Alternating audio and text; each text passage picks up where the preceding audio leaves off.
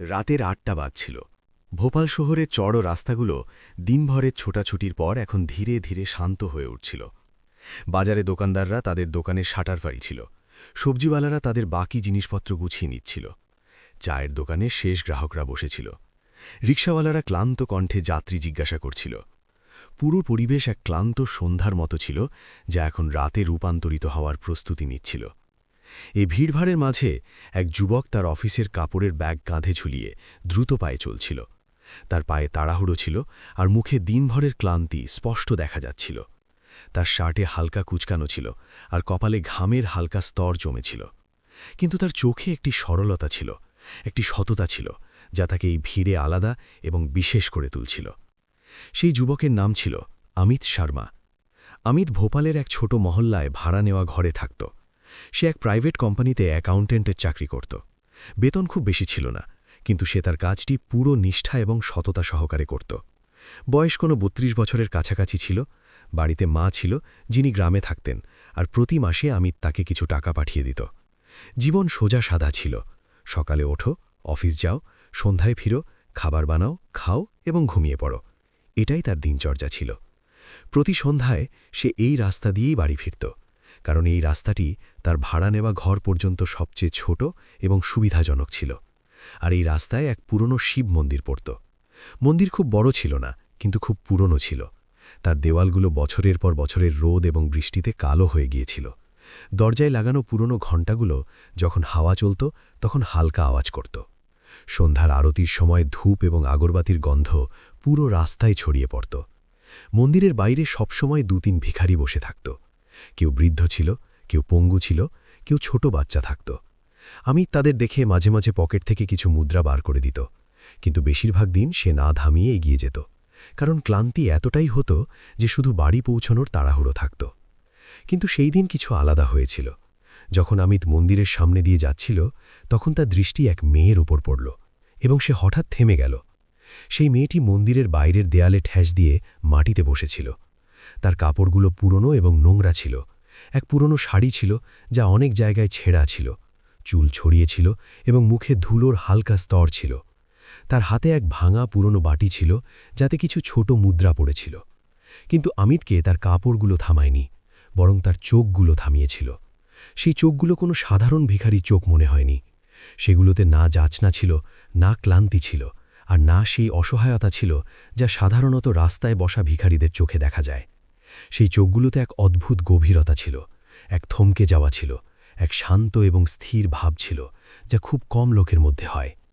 যেন সেই মেয়েটি কারোর প্রতীক্ষা করছে, যেন তাকে জানা যে তাকে খুঁজছে সে একদিন না একদিন নিশ্চয়ই আসবে। অমিত এক মুহূর্তের জন্য সেখানেই দাঁড়িয়ে থাকল। সে তার মনকে বোঝাল যে হয়তো এটা তার ভুল ধারণা। সে পকেটে হাত ঢোকাল এবং ১০ টাকার এক নোট বার করল। ঝুঁকে সে সেই নোটটি বাটিতে রাখল। ঠিক সেই সময় মেয়েটি ওপরে তাকাল এবং দুজনের চোখ মিলল। সেই এক মুহূর্ত খুব অদ্ভুত হয়ে গেল, যেন সময় থেমে গেছে, যেন সেই ভিড়ভাড়ে সব কিছু এক মুহূর্তের জন্য থেমে গেছে। অমিতের মনে হল যেন সেই চোখগুলোতে কোনো পুরনো পরিচয় আছে, কোনো অকথিত কথা আছে যা শব্দে বলা যায় না। তারপর অমিত চোখ সরাল, মনকে ঝাঁকুনি দিল এবং দ্রুত পায়ে এগিয়ে গেল। কিন্তু সেই রাতে তার ঘুম দেরিতে এলো। বিছানায় শুয়ে সে বারবার সেই চোখগুলোর কথা ভাবছিল। সে বুঝতে পারেনি যে এক অজানা মেয়ের চোখগুলো তাকে এতটা কেন অস্থির করছে। পরের দিন সন্ধ্যায় যখন সে অফিস থেকে ফিরছিল, তখন তার পা অচেতনভাবেই সেই মন্দিরের দিকে মুড়ল। রাস্তায় সে এক দোকান থেকে পুরি সবজির প্যাকেট কিনল এবং মন্দিরের কাছে পৌঁছাল। সেই মেয়েটি আজও সেখানে ছিল, সেই জায়গায় সেইভাবে বসেছিল। অমিত কাছে গিয়ে সেই পুরি সবজির প্যাকেট তার দিকে বাড়াল। মেয়েটি প্যাকেট নিল। সে ধীরে মাথা ঝুঁকাল, কিন্তু কিছু বলল না। অমিতও কিছু জিজ্ঞাসা করল না এবং সেখান থেকে চলে গেল। এই সিলসিলা তারপরও চলতে থাকল। ৩ দিন, ৫ দিন, ১০ দিন, ১৫ দিন এবং তার পরের দিনগুলোতেও অমিত প্রতি সন্ধ্যায় সেখানে থামত। কখনো খাবারের প্যাকেট নিয়ে আসত, কখনো বিস্কুট, কখনো ফল, কখনো কিছু টাকাও দিয়ে দিত। মেয়েটি প্রতিবার চুপচাপ নিয়ে নিত, কিন্তু তার চোখগুলো প্রতিবার কিছু না কিছু বলত। সেই চোখগুলো প্রতিদিন অমিতের মনে এক নতুন প্রশ্ন ছেড়ে যেত। একদিন অমিত সাহস করে জিজ্ঞাসা করেই ফেলল, তোমার নাম কি?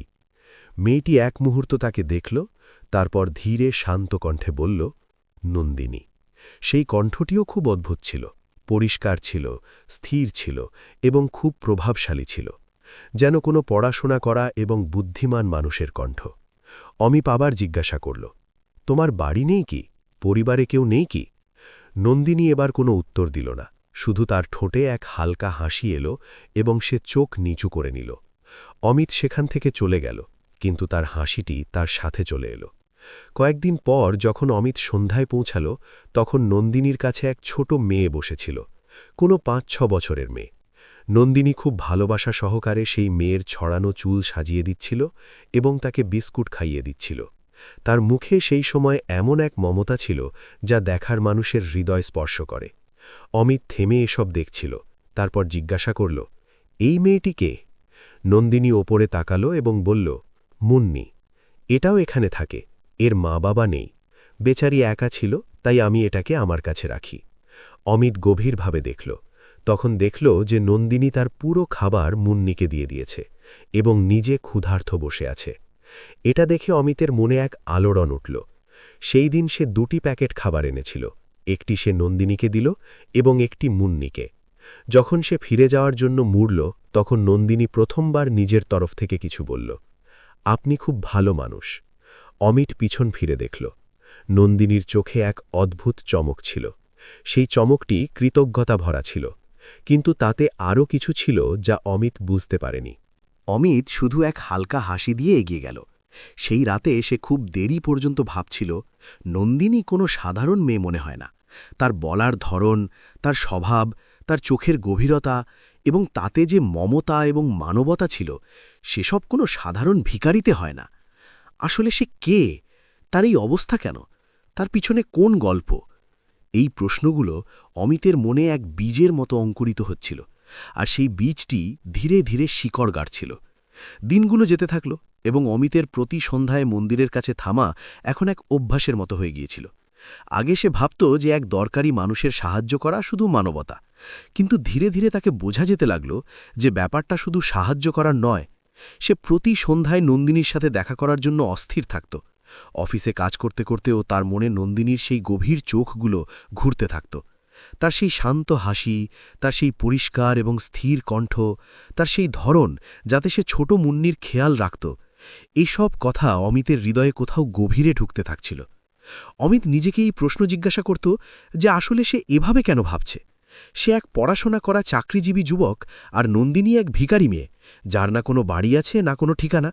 সমাজের চোখে দুজনের মধ্যে কোনো মিল নেই, কিন্তু হৃদয়ের নিজস্ব ভাষা থাকে এবং সেটা কারোর কথা শোনে না। এক সন্ধ্যায় অমিত যখন মন্দিরের কাছে পৌঁছল, তখন দেখল যে নন্দিনী একা বসে আছে, মুন্নি কোথাও নেই। নন্দিনী আজ এক ছোট জংলি ফুল ছিঁড়ে তার চুলে লাগিয়েছিল। সেই ফুলটি তার মুখকে এক আলাদা আলো দিয়েছিল। অমিত এক মুহূর্তের জন্য শুধু দেখতে থাকল। সে কাছে গিয়ে খাবারের প্যাকেট রাখল এবং বসে গেল। আজ প্রথমবার সে সেখানে বসল। আগে সে সবসময় দাঁড়িয়ে দাঁড়িয়েই কথা বলে চলে যেত। নন্দিনী একটু অবাক হয়ে তাকে দেখল। অমিত বলল, আজ একটু বসতে চাই, অফিসে খুব ক্লান্তি হয়ে গেছে। নন্দিনী কিছু বলল না, কিন্তু সে হালকা করে মাথা নাড়ল, যেন বলছে, ঠিক আছে, বসো। দুজন কিছুক্ষণ চুপ থাকল। মন্দির থেকে ঘণ্টার আওয়াজ আসছিল, রাস্তায় লোকজন আসা যাওয়া করছিল, এক ফেরিওয়ালা আওয়াজ দিয়ে যাচ্ছিল। কিন্তু তাদের দুজনের মধ্যেকার চুপ্পিটি খুব অদ্ভুত ছিল। সেই চুপ্পিটি অস্বস্তিকর ছিল না, বরং তাতে এক স্বস্তি ছিল। তারপর নন্দিনী ধীরে জিজ্ঞাসা করল, আপনার বাড়িতে কে কে আছে? অমিত অবাক হল যে আজ নন্দিনী প্রথমবার নিজে তার কাছে কিছু জিজ্ঞাসা করল। সে বলল, মা আছে গ্রামে, বাকি আমি এখানে একা থাকি। নন্দিনী বলল, মা থাকলে মানুষ কখনো পুরোপুরি একা হয় না। এটা শুনে অমিত তার দিকে তাকাল। এই এক বাক্যে কত গভীরতা ছিল! এটা কোনো ভিখারি মেয়ের কথা মনে হয় না, এটা কোনো খুব বুদ্ধিমান এবং অভিজ্ঞ মানুষের কথা ছিল। অমিত জিজ্ঞাসা করল, তোমার মা? নন্দিনীর চোখে এক মুহূর্তের জন্য কিছু বদলে গেল। এক হালকা ব্যথা এলো এবং চলে গেল। সে শুধু বলল, তারা নেই। অমিত আর জিজ্ঞাসা করল না। সে বুঝল যে কিছু ব্যথা এমন হয় যা শব্দে বলা যায় না। সেই দিনের পর দুজনের মধ্যে কথাবার্তা একটু বাড়তে লাগল। অমিত প্রতিদিন সেখানে একটু বসতে লাগল। তারা আবহাওয়ার কথা বলত, মন্দিরে আসা লোকজনের কথা বলত, মুন্নির কথা বলত। কখনো কখনো নন্দিনী এমন কিছু বলতো যা অমিতকে ঘণ্টার পর ঘণ্টা ভাবতে বাধ্য করত। একদিন নন্দিনী বলল, মানুষের আসল পরিচয় তার কাপড় থেকে নয়, তার হৃদয় থেকে হয়। অমিত জিজ্ঞাসা করল, এটা কে শিখিয়েছে তোমাকে?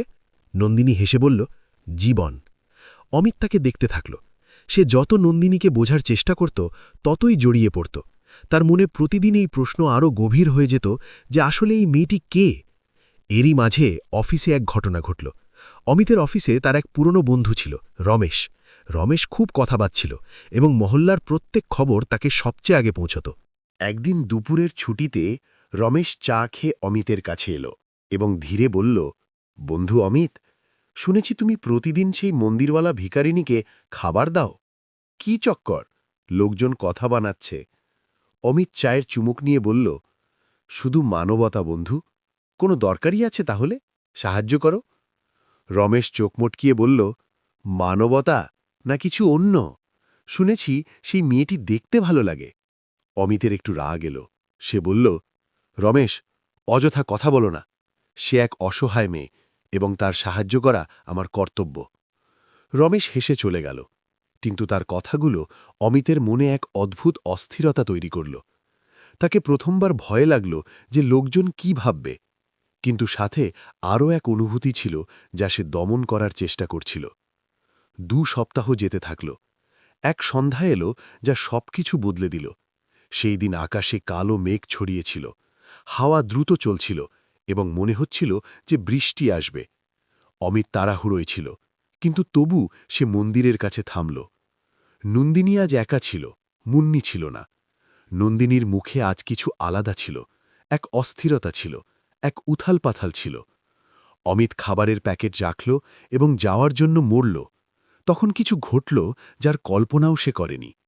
নন্দিনী উঠে অমিতের হাত ধরে নিল। অমিত চমকে গেল। সে পিছন ফিরে নন্দিনীকে দেখল। নন্দিনীর চোখ ভরা ছিল, কিন্তু তাতে এক দৃঢ়তা ছিল, এক সাহস ছিল। সে কাঁপা কণ্ঠে বলল, অমিতজি, আমি জানি যে আমি কে এবং আপনি কে। আমি জানি যে আমার কোনো মর্যাদা নেই, কিন্তু যে কথা আমার হৃদয়ে আছে তা আমি আর লুকোতে পারছি না। আপনি আমার মতো অসহায় মেয়েকে কখনো ছোট ভাবেননি, সবসময় মানুষের মতো ব্যবহার করেছেন। আপনার এই ভালো মনের কারণে আমার হৃদয়ে আপনার জন্য এক জায়গা তৈরি হয়েছে। আমি আপনাকে ভালোবাসি। এটা শুনে অমিতের পায়ের তলায় মাটি সরে গেল। তার মনে এক ঝড় উঠল। একদিকে হৃদয় ছিল যা বলছিল যে হ্যাঁ, তাকেও নন্দিনীর জন্য এমনই অনুভূতি হয়, কিন্তু অন্যদিকে মন ছিল যা সমাজের দেওয়াল খাড়া করছিল। সে ভাবতে লাগল যে লোকজন কি বলবে, তার মা কি ভাববে। এক চাকরিজীবী যুবক এবং এক রাস্তায় বসা ভিখারি মেয়ে, এই সম্পর্ক সমাজ মানবে না। এবং তারপর তার মনে আরও এক ভয় এলো। সে কি সত্যিই নন্দিনীকে জানে? সে কে? তার পরিবার কে? তার অতীত কি? তার সম্পর্কে তো তাকে কিছুই জানা নেই। এসব চিন্তা মিলে তার হৃদয়কে উলটপালট করে দিল এবং সে যা করতে চায়নি তাই করে বসল। সে ধীরে তার হাত নন্দিনীর হাত থেকে ছাড়িয়ে নিল। তার কণ্ঠে কঠোরতা এলো। সে বলল, নন্দিনী, এসব ঠিক নয়। আমি তোমার সাহায্য করি, তাহলে তার অর্থ এই নয় যে আমাদের মধ্যে কোনো সম্পর্ক হতে পারে। তুমি ভাবো যে আমরা দুজন কত আলাদা। আমার এক আলাদা জীবন আছে, এক চাকরি আছে, এক সমাজ আছে যাতে আমাকে থাকতে হবে। এবং তুমি তুমি এক রাস্তায় বসা মেয়ে।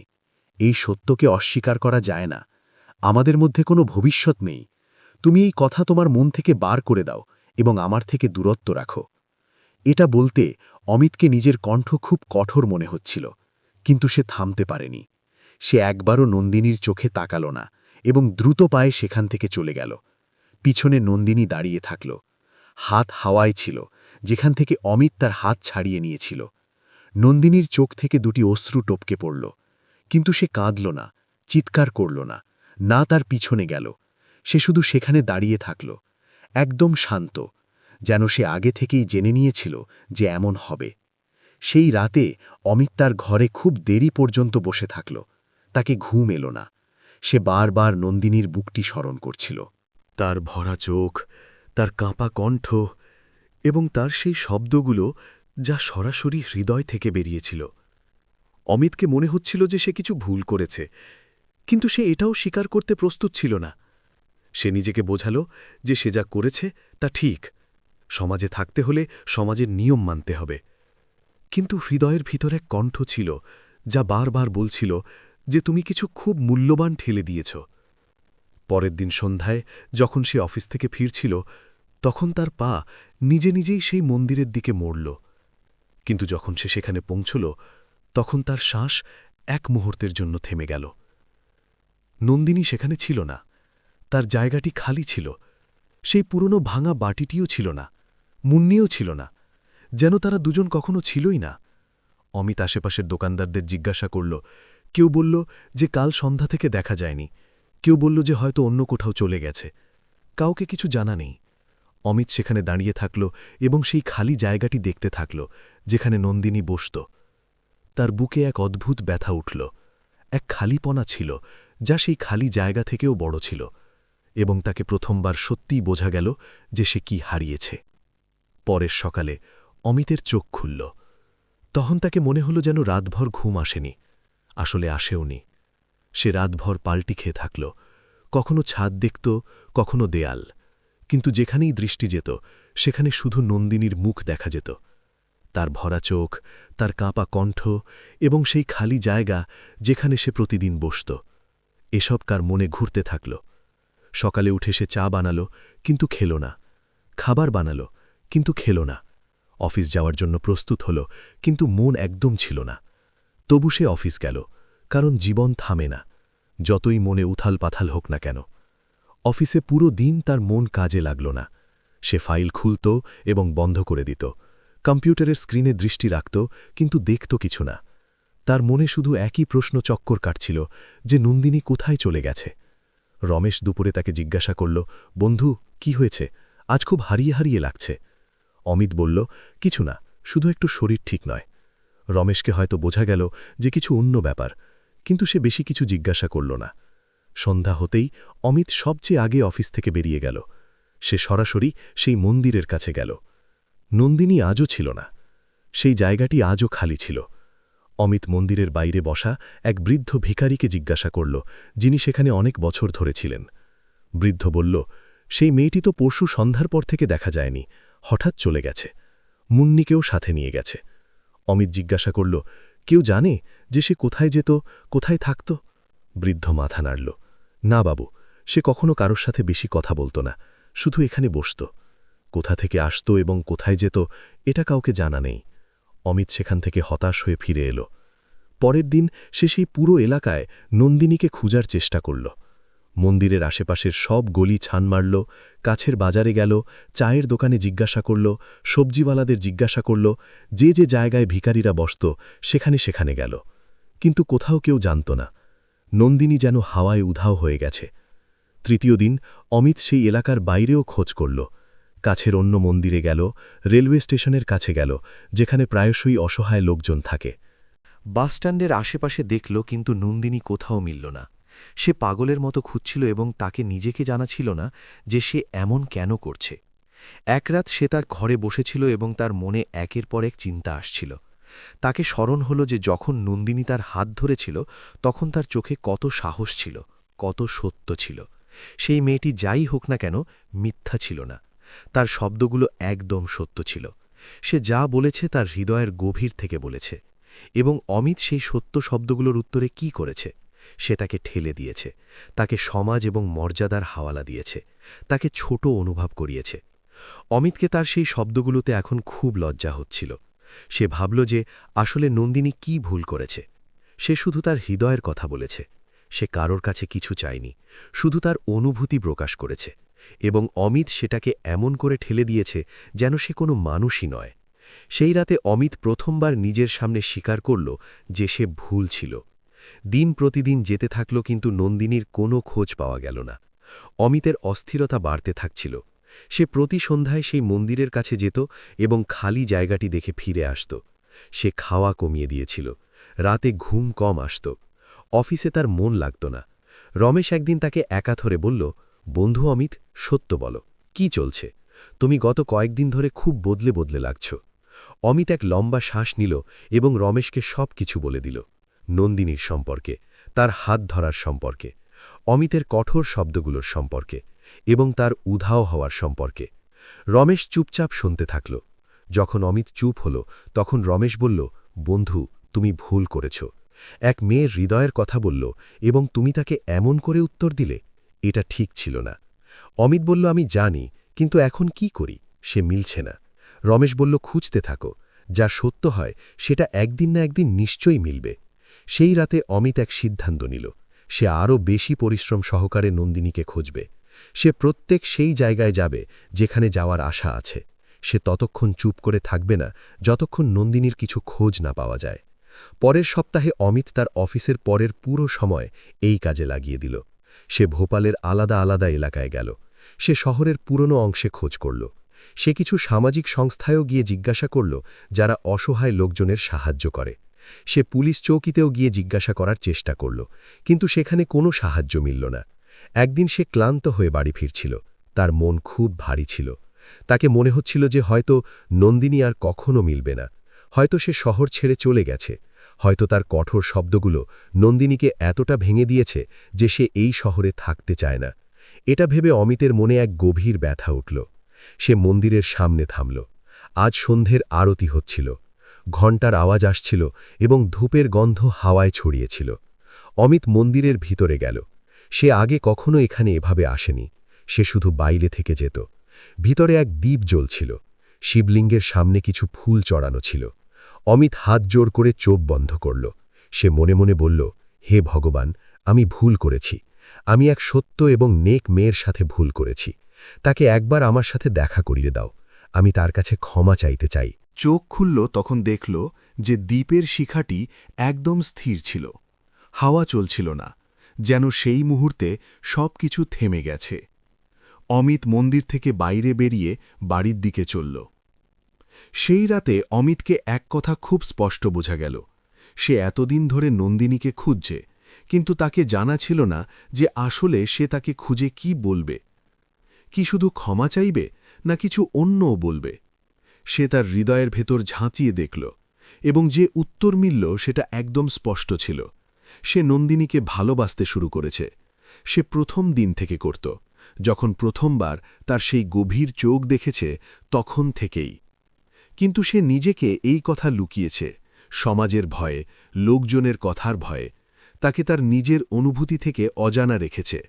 এবং যখন নন্দিনী সাহস করে তার হৃদয়ের কথা বলল, তখন অমিত সেই সাহসের উত্তর কাপুরুষতা সহকারে দিয়েছে। এটা ভেবে অমিতের চোখ ভরে এলো। সে মনে ঠিক করল যে এখন যাই হোক না কেন, যদি নন্দিনী মেলে তাহলে সে তাকে এটা নিশ্চয়ই বলবে যে সে তাকে ভালোবাসে। সমাজ কি বলবে, লোকজন কি ভাববে, এসব পরে দেখা যাবে। আগে সে সেই সত্য মেয়ের কাছে ক্ষমা চাইবে এবং তার হৃদয়ের কথা বলবে। কিন্তু নন্দিনী মিলবে কোথায়? এই প্রশ্ন তাকে এখনও অস্থির করছিল। সপ্তাহ যেতে থাকল, 2 সপ্তাহ যেতে থাকল। নন্দিনীর কোনো সন্ধান নেই। অমিতের পস্তানো প্রতিদিন আরও গভীর হয়ে যাচ্ছিল। সে প্রতি সন্ধ্যায় সেই খালি জায়গাটি দেখত এবং প্রতি রাত সেই স্মৃতিগুলো সাথে ঘুমানোর চেষ্টা করত, যা তাকে শান্তি নিতে দিত না। তারপর একদিন সেই ঘটনা ঘটল যা সব কিছু পাল্টে দিল। সেই দিন সন্ধ্যার কাছাকাছি 7টা বাজছিল। অমিত তার ঘরে বসেছিল। দরজায় টোকা পড়ল। সে ভাবল যে হয়তো বাড়িওয়ালা। সে দরজা খুলল এবং তার পা সেখানেই জমে গেল। দরজায় এক মহিলা দাঁড়িয়েছিল, খাকি বর্ণীয় পোশাকে, কাঁধে তারকা লাগানো ছিল, চুল পিছনে বাঁধা ছিল। মুখে এক আত্মবিশ্বাস ছিল যা দেখার মানুষকে থামিয়ে দেয়। কিন্তু সেই চোখগুলো অমিত চিনল। সেই চোখগুলো যা সে সপ্তাহ ধরে খুঁজছিল। সেটা নন্দিনী ছিল। অমিতের মুখ থেকে এক শব্দও বেরোল না। সে শুধু দাঁড়িয়ে থাকল এবং তাকে দেখতে থাকল। তার হৃদয় এত দ্রুত ধড়ক ছিল যে তাকে নিজে শোনা যাচ্ছিল। নন্দিনীর ঠোঁটে এক হালকা হাসি এলো, সেই হাসিটি যা অমিতকে মাস ধরে স্মরণ ছিল। সে শান্ত কণ্ঠে বলল, অমিতজি, আমাকে আপনার সাথে কিছু জরুরি কথা বলতে হবে। অমিত কিছুক্ষণ পর্যন্ত শুধু দরজায় দাঁড়িয়ে থাকল এবং নন্দিনীকে শুধু দেখতেই থাকল। তার মনে একসাথে হাজারো প্রশ্ন উঠছিল। কি এটা সেই নন্দিনী যাকে সে সপ্তাহ ধরে খুঁজছে? কিন্তু এই নন্দিনী সেই নন্দিনী নয় যাকে সে জানত। ছেঁড়া পুরনো কাপড়ের জায়গায় খাকি বর্ণীয় ছিল, ছড়ানো চুলের জায়গায় পিছনে বাঁধা চূড়ো ছিল, হাতে ভাঙা ফুটো বাটির জায়গায় এক সরকারি ফাইল ছিল। মুখে সেই শান্তি ছিল, কিন্তু এখন সেই শান্তিতে এক অধিকারের ভাবও ছিল। অমিত খুব কষ্টে তার কণ্ঠ সামলাল এবং বলল, আপনি ভিতরে আসুন। নন্দিনী ঘরে এলো এবং এক চেয়ারে বসল। অমিত সামনে বসল। দুজনের মধ্যে কিছু মুহূর্তের চুপ্পি থাকল। সেই চুপ্পিটি খুব ভারী ছিল। তাতে খুব কিছু ছিল যা বলা যায় না, খুব কিছু ছিল যা বোঝা যায় না, এবং খুব কিছু ছিল যা এখন বলা জরুরি ছিল। অমিত প্রথম বলার চেষ্টা করল, নন্দিনী, আমি। নন্দিনী হাত তুলে তাকে থামাল এবং বলল, অমিতজি, আগে আমাকে বলতে দিন। যা আমি আপনাকে বলতে এসেছি সেটা খুব জরুরি। তারপর আপনি যা চান বলুন। অমিত চুপ হয়ে গেল। নন্দিনী এক গভীর শ্বাস নিল এবং বলতে শুরু করল, আমার পুরো নাম নন্দিনী সিংহ রাঠোর। আমি ভোপাল পুলিশে সহায়ক পুলিশ কমিশনার অর্থাৎ এসিপি পদে নিযুক্ত। আমার পোস্টিং ভোপালের ক্রাইম ব্রাঞ্চে। এটা শুনে অমিতের মুখ থেকে নির্গত হল, কি? নন্দিনী তার অবাক ভাবকে অগ্রাহ্য করে এগিয়ে বলল, গত 4 মাস ধরে আমাদের টিম এক খুব বড় দলের পিছনে লেগেছিল। এই দলটি ভোপাল এবং আশেপাশের এলাকায় অসহায় বাচ্চাদের এবং মহিলাদের লক্ষ্য করে, তাদের প্রলোভন দেখিয়ে বা জোর করে তুলে নেয় এবং তারপর তাদের অন্য শহরে বিক্রি করে দেয়। এই দলটি খুব চতুর ছিল। এর লোকজন প্রত্যেক জায়গায় ছিল, এমনকি এদের কিছু লোক পুলিশের বর্ণীয়তেও ছিল। তাই আমাদের খুব সতর্কতা সহকারে কাজ করতে হতো। অমিত মনোযোগ সহকারে শুনছিল। তার হৃদয় দ্রুত ধড়কছিল। নন্দিনী এগিয়ে বলল, এই দলকে ধরার জন্য আমাদের কোনো এমন মানুষের দরকার ছিল যে তাদের মধ্যে থেকে তাদের তথ্য সংগ্রহ করতে পারে।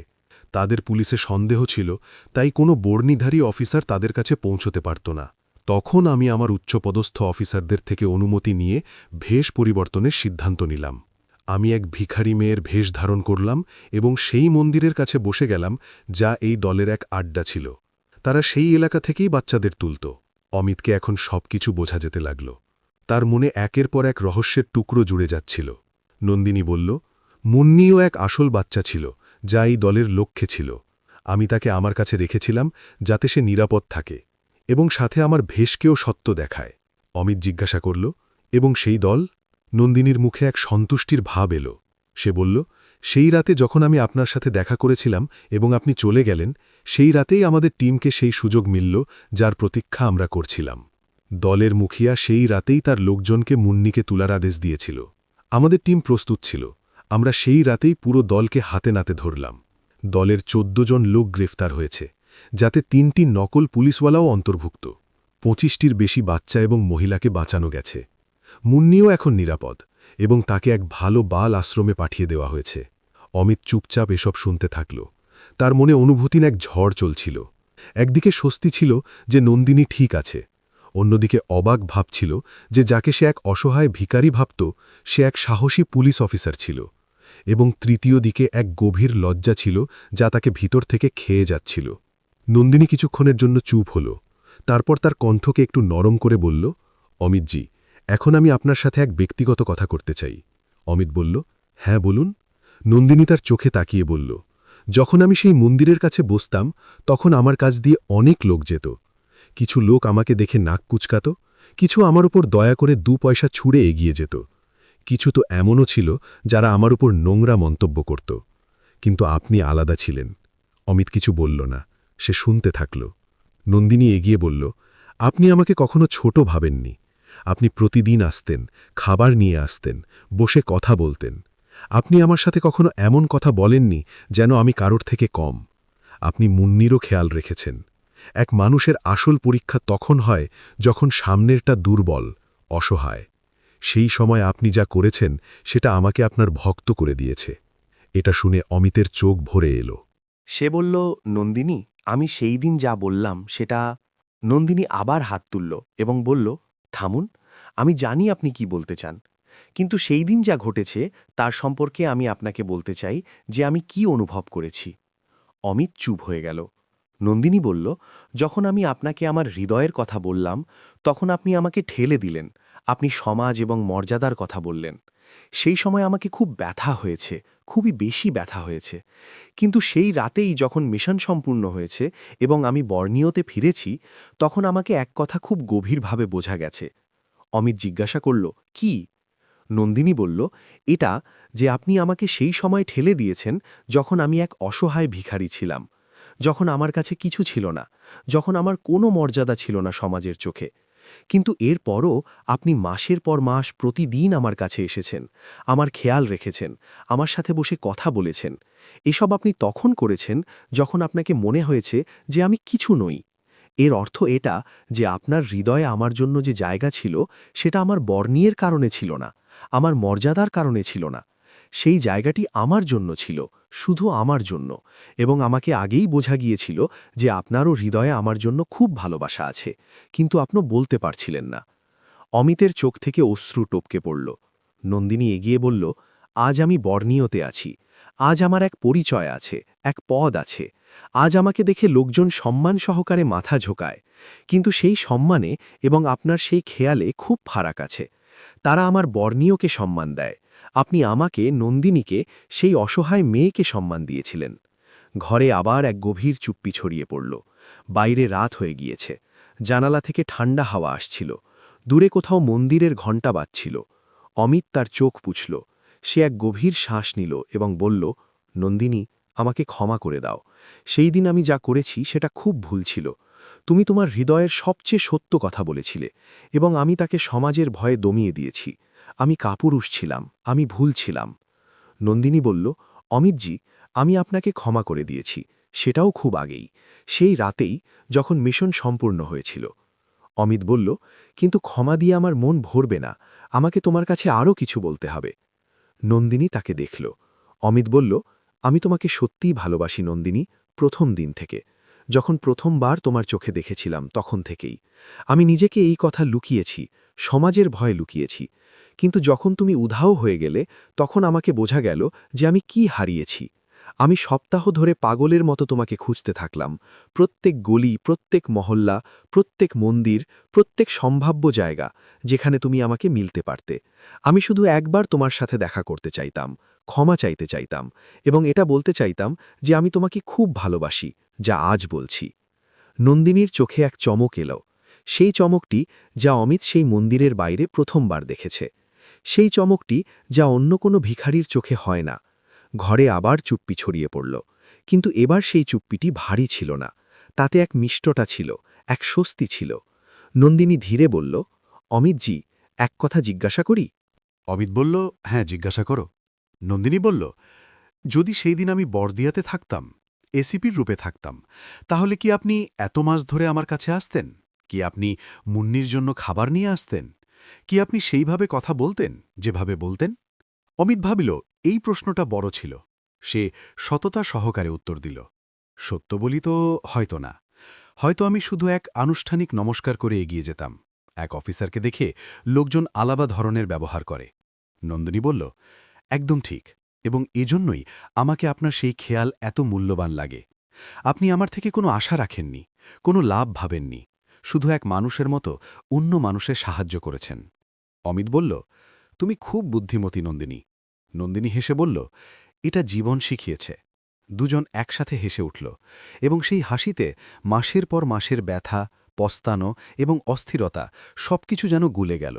রাত অনেক হয়ে গিয়েছে, নন্দিনী উঠতে লাগল।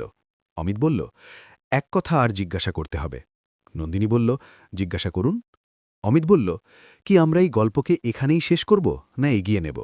নন্দিনী ঠোঁটে সেই হাসি এলো যা অমিত প্রথমবার মন্দিরের বাইরে দেখেছে। সে বলল, এই প্রশ্নটা আপনাকে তোমার হৃদয়ে জিজ্ঞাসা করতে হবে অমিতজি। হৃদয়ের উত্তর সবসময় ঠিক হয়। সে দরজার দিকে এগোল। দরজায় থেমে সে পিছন ফিরে দেখল এবং বলল, কাল সকাল 10টা বাজে আমি সেই মন্দিরের কাছে থাকব। যদি আপনি আসতে চান তাহলে আসতে পারেন। এবং সে চলে গেল। অমিত দরজায় দাঁড়িয়ে থাকল এবং সেই রাস্তাটি দেখতে থাকল যাতে নন্দিনীর বর্দিয়ের আওয়াজ মিলতে থাকছিল। তার হৃদয়ে এক উজ্জ্বলতা ছিল যা অনেক দিন পর এসেছে। সেই রাতে প্রথমবার, অনেক সপ্তাহ পর, অমিতকে খুব ভালো ঘুম এলো। সকালে যখন তার চোখ খুলল তখন বাইরে পাখির ডাক শোনা যাচ্ছিল। জানালা থেকে সকালের রোদ ঘরে আসছিল। অমিত উঠে জানালা খুলল এবং তাজা হাওয়ার এক গভীর শ্বাস নিল। তাকে মনে হল যেন অনেক দিন পর সকাল সত্যিই সকালের মতো লাগছে। সে ঘড়ি দেখল, 7টা বাজছিল। নন্দিনী বলেছে যে সে 10টা বাজে মন্দিরের কাছে থাকবে। এখনও 3 ঘন্টা বাকি ছিল, কিন্তু অমিতের মন অস্থির ছিল। সে বসতে পারছিল না। সে চা বানালো, খেলো, স্নান করল, কাপড় বদলালো, তবু সময় কাটছে না। সে বসে ভাবল যে আজ সে নন্দিনীকে কি বলবে। কাল রাতে সে তার হৃদয়ের কথা বলে দিয়েছে, কিন্তু আজ এক নতুন শুরু হতে চলেছে। সে ভাবছিল যে কি নন্দিনী তাকে স্বীকার করবে, কি এক পুলিশ অফিসার এবং এক সাধারণ অ্যাকাউন্টেন্টের সম্পর্ক সমাজে টিকবে। কিন্তু তারপর তাকে নন্দিনীর সেই কথা স্মরণ হল যা সে প্রথমবার মন্দিরের বাইরে বলেছে, মানুষের আসল পরিচয় তার কাপড় থেকে নয়, তার হৃদয় থেকে হয়। এবং অমিত মনে মনে বলল যে যদি নন্দিনী এটা মানে, তাহলে পদ এবং মর্যাদার কথা পরে হবে, আগের হৃদয়ের কথা হবে। 9:30 বাজতেই অমিত বাড়ি থেকে বেরিয়ে পড়ল। রাস্তায় সে এক ফুলের দোকান থেকে গাঁদা এবং গোলাপের ফুলের এক ছোট গুচ্ছ কিনল। সেটা নন্দিনীকে দেওয়ার জন্য নয়, সেটা সেই মন্দিরের জন্য ছিল যেখানে এসব শুরু হয়েছে। অমিত ভাবছিল যে আজ সে মন্দিরে ভগবানকে ধন্যবাদ দেবে যে তারা নন্দিনীকে তার জীবনে ফিরিয়ে দিয়েছে। মন্দিরের কাছে পৌঁছে অমিতের দৃষ্টি সবচেয়ে আগে সেই জায়গায় গেল যেখানে নন্দিনী বসত। আজ সেই জায়গাটি খালি ছিল, কিন্তু এবার সেই খালিপনায় ব্যথা ছিল না, কারণ অমিত জানত যে নন্দিনী নিশ্চয়ই আসবে। সে মন্দিরের ভিতরে গিয়ে শিবলিঙ্গে ফুল চড়াল, হাত জোড় করে চোখ বন্ধ করল এবং মনে মনে বলল, ভগবান, আপনি আমাকে এক সুযোগ দিয়েছেন। আমাকে এত বোঝা দিন যে আমি এবার ভুল না করি। যখন সে বাইরে বেরোল তখন 10টা বাজতে 5 মিনিট বাকি ছিল, এবং তখনই সে দেখল মন্দিরের সামনের রাস্তায় এক সাদা রঙের সরকারি গাড়ি এসে থামল। গাড়ির দরজা খুলল এবং নন্দিনী বাইরে বেরোল। আজ সে বর্ণবহিতে ছিল না। সে হালকা নীল রঙের সালোয়ার কুর্তা পরেছিল, চুল খোলা ছেড়ে দেওয়া ছিল, মুখে কোনো সাজগোজ নেই, কিন্তু তারপরও সে খুব সুন্দর লাগছিল। সেই সৌন্দর্যে এক সরলতা ছিল যা অমিতকে খুব পছন্দ ছিল। নন্দিনী অমিতকে দেখল, দুজনের দৃষ্টি মিলল। নন্দিনীর ঠোঁটে এক হাসি এলো এবং অমিতের হৃদয়ে এক উষ্ণতা ছড়িয়ে পড়ল। দুজন একে অপরের কাছে এলো। অমিত বলল, আমি এসে গিয়েছি। নন্দিনী বলল, আমি জানতাম যে আপনি নিশ্চয়ই আসবেন। অমিত জিজ্ঞাসা করল, এত বিশ্বাস ছিল? নন্দিনী বলল, যে মানুষ মাসের পর মাস এক অসহায় মেয়ের খেয়াল রাখতে পারে, সে তার হৃদয়ের কথা বলতে দ্বিধা করবে না। দুজন মন্দিরের বাইরে বেঞ্চে বসল, সেই বেঞ্চ যেখান থেকে মন্দিরের ঘণ্টার আওয়াজ স্পষ্ট শোনা যায়। সেখান থেকে সেই জায়গাটিও দেখা যায় যেখানে নন্দিনী বসত। অমিত সেই খালি জায়গাটি দেখল এবং বলল, যখন তুমি সেখানে বসতে তখন আমাকে প্রথম দৃষ্টিতেই লেগেছে যে তুমি অন্য কোনো দুনিয়ার। তোমার চোখগুলো বলে দিত। নন্দিনী হেসে বলল, আমার সাথের সব ভিখারিরাও এটাই বলত। তারা বলত যে তোমার চোখগুলো খুব আলাদা।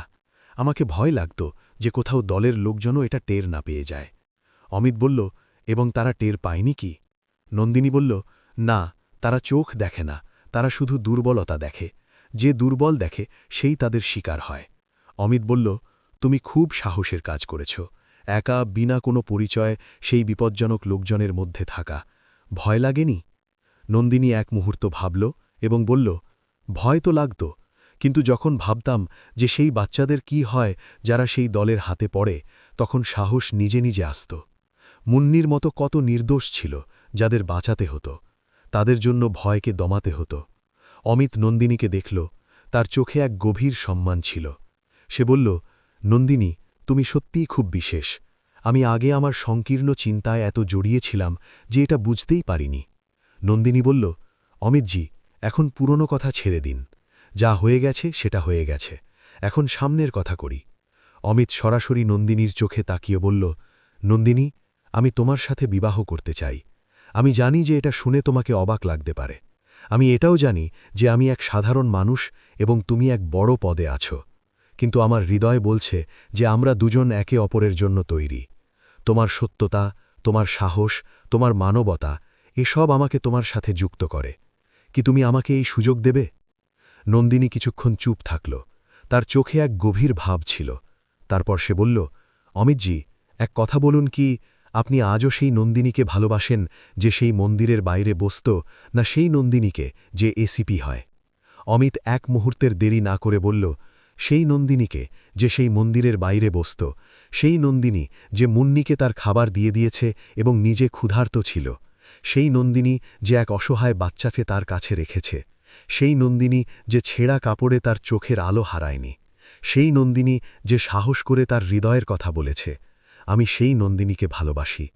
এটা শুনে নন্দিনীর চোখ ভরে এলো। সে বলল, অমিতজি, আমি বর্নিয়তে অনেক লোকের থেকে সম্মান পাই, কিন্তু যে সম্মান এবং ভালোবাসা আপনি আমাকে সেই সময় দিয়েছেন যখন আমি কিছু ছিলাম না, সেটা আমাকে আজ পর্যন্ত কেউ দেয়নি। আপনার উত্তর আমার প্রশ্নের সবচেয়ে সত্য উত্তর। অমিত জিজ্ঞাসা করল, তাহলে কি তোমার উত্তর হ্যাঁ? নন্দিনী চোখ পুছল এবং হাসল। সে বলল, হ্যাঁ অমিতজি, হ্যাঁ। সেই এক শব্দে এত উষ্ণতা ছিল, এত বিশ্বাস ছিল এবং এত সত্যতা ছিল যে অমিতের হৃদয় ভরে গেল। তার চোখেও অশ্রু ছিল, কিন্তু সেগুলো খুশির অশ্রু ছিল। মন্দির থেকে সেই সময় ঘণ্টার আওয়াজ এলো, যেন ভগবান নিজে এই মুহূর্তকে তার আশীর্বাদ দিয়েছেন। তারপর সেই দিন এলো যার অমিতকে বিশ্বাস হচ্ছিল না। সেই পুরনো শিব মন্দিরে, যেখানে এসব শুরু হয়েছে, যেখানে অমিত প্রথমবার নন্দিনীর সেই গভীর চোখে হারিয়ে গিয়েছে, সেই মন্দিরে দুজনের বিবাহ হল। বিবাহ খুব সাধারণভাবে হয়েছে, কোনো বড় অনুষ্ঠান ছিল না, কোনো বড় ধুমধাম ছিল না। অমিতের তরফ থেকে তার মা ছিল, তার বন্ধু রমেশ ছিল এবং কিছু কাছের লোক এসেছে। নন্দিনীর তরফ থেকে তার কিছু সহকর্মী অফিসার ছিল এবং তার এক পুরনো সাহেলি ছিল। নন্দিনী লাল রঙের শাড়ি পরেছিল, তার চুলে ফুল লাগানো ছিল, তার চোখে সেই গভীরতা ছিল, কিন্তু আজ তাতে এক আলাদা খুশি ছিল। অমিত যখন নন্দিনীকে দেখল, তখন তাকে স্মরণ হল সেই প্রথম সন্ধ্যা যখন সেই মন্দিরের বাইরে এক ছড়ানো চুলের মেয়েকে দেখেছে। আজ সেই মেয়েটি তার জীবনসঙ্গিনী হচ্ছে। পণ্ডিতজি মন্ত্র পড়ছিল, ধূপ এবং আগরবাতির গন্ধ হাওয়ায় ছিল, মন্দিরের ঘণ্টা বাজছিল। ফেরার সময় যখন দুজন একে অপরের হাত ধরল, তখন অমিতকে মনে হল যে তার জীবন আজ সত্যিই সম্পূর্ণ হয়েছে। রমেশের চোখও ভিজেছিল। সে ধীরে অমিতের কানে বলল, বন্ধু, তুমি ঠিক মানুষ বেছে নিয়েছ। অমিত হেসে বলল, সে আমাকে বেছে নিয়েছে, আমি তো শুধু আমার ভুল সংশোধন করেছি। বিবাহের পর যখন দুজন মন্দিরের বাইরে বেরোল, তখন নন্দিনী সেই জায়গাটি দেখল যেখানে সে মাসের পর মাস বসত। সে ধীরে বলল, এই জায়গা থেকেই তো সব শুরু হয়েছে। অমিত বলল, এবং এই জায়গার কাছেই সব সম্পূর্ণও হয়েছে। নন্দিনী অমিতের হাত ধরল এবং বলল, অমিতজি, এক কথা সবসময় স্মরণ রাখবেন, জীবনে মানুষের আসল মূল্য তার পদ থেকে নয়, তার হৃদয় থেকে হয়। আপনি এই কথা আমাকে জিয়ে দেখিয়েছেন। অমিত নন্দিনীর চোখে তাকিয়ে বলল, এবং তুমি আমাকে শিখিয়েছ যে সত্য ভালোবাসা কারোর মর্যাদা দেখে না, সেটা শুধু হৃদয় দেখে। মন্দিরের ঘণ্টা আবার বেজে উঠল এবং সেই আওয়াজে যেন পুরো গল্পের সার ছিল। এক সাধারণ অ্যাকাউন্টেন্ট এবং এক সাহসী পুলিশ অফিসার, দুটি আলাদা দুনিয়ার মানুষ, কিন্তু তাদের হৃদয়ের ভাষা এক ছিল। এবং সেই এক ভাষা প্রত্যেক দেওয়াল ভেঙে দিয়েছে, প্রত্যেক দূরত্ব মুছে দিয়েছে। বন্ধুরা, এই গল্প আমাদের এটাই শেখায় যে যখন আমরা কারোর সাহায্য বিনা কোনো স্বার্থে করি, যখন আমরা কাউকে তার মর্যাদা থেকে নয় বরং তার মানুষ হওয়া থেকে চিনি, তখন জীবন আমাদের সেটা দেয় যার কল্পনাও আমরা করতে পারি না। সমাজের দেওয়াল উঁচু হয়, কিন্তু সত্য ভালোবাসার উড়ান তার থেকেও উঁচু হয়। এবং যার হৃদয় সত্য, যার নিয়ত পরিষ্কার, তাকে মঞ্জিল নিশ্চয়ই মেলে। বন্ধুরা, এই গল্প তোমাদের কেমন লাগল? যদি এই গল্প তোমাদের হৃদয় স্পর্শ করে, যদি অমিত এবং নন্দিনীর এই সত্যপ্রেমের গল্প তোমাদের পছন্দ হয়, তাহলে আমাদের YouTube channel the storyteller বিডিকে এখনই সাবস্ক্রাইব করো। বেল আইকন টিপতে ভুলো না, যাতে প্রত্যেক নতুন গল্পের সূচনা তোমাদের সবচেয়ে আগে মেলে। তোমাদের এক সাবস্ক্রাইব আমাদের আরও ভালো এবং ভাবপূর্ণ গল্প নিয়ে আসার প্রেরণা দেয়। কমেন্টে তোমাদের এবং তোমাদের শহরের নাম লিখতে ভুলো না। মিলব পরের গল্পে, এক নতুন সফর সাথে, এক নতুন শিখ সাথে। জয় হিন্দ।